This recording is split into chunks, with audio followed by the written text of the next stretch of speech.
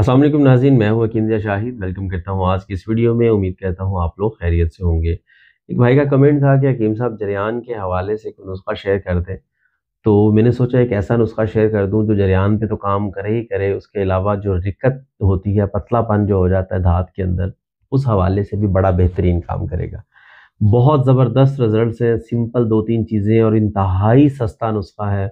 आप लोगों को महँगे नुस्खों की तरफ जाने की ज़रूरत नहीं पड़ेगी और रिज़ल्ट अल्लाह के हुक्म से आप लोगों को बहुत अच्छा मिलेगा। जैसा कि ख़वातीन में लिकोरिया का मसला होता है, जैसे कहा जाता है कि वो ख़वातीन को दीमक की तरह अंदर से खोखला कर देता है।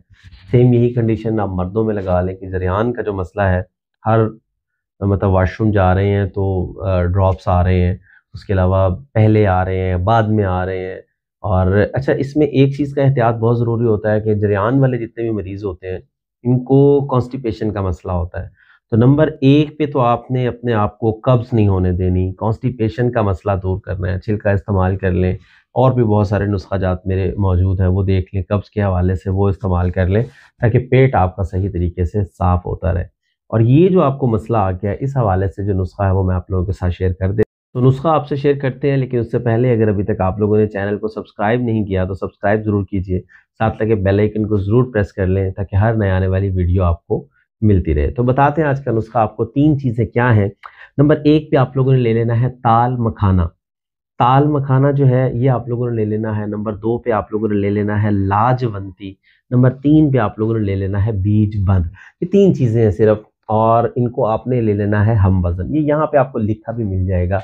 ये सब चीज़ें आप 100-100 ग्राम ले लें, 50-50 ग्राम ले लें, वो आपकी मर्ज़ी है। इन तीनों चीज़ों का आपने पाउडर कर लेना है, सफ़ूफ़ बना लेना है। चाहें तो इसके अंदर मिश्री ऐड कर सकते हैं, ना करें तो बेहतर है।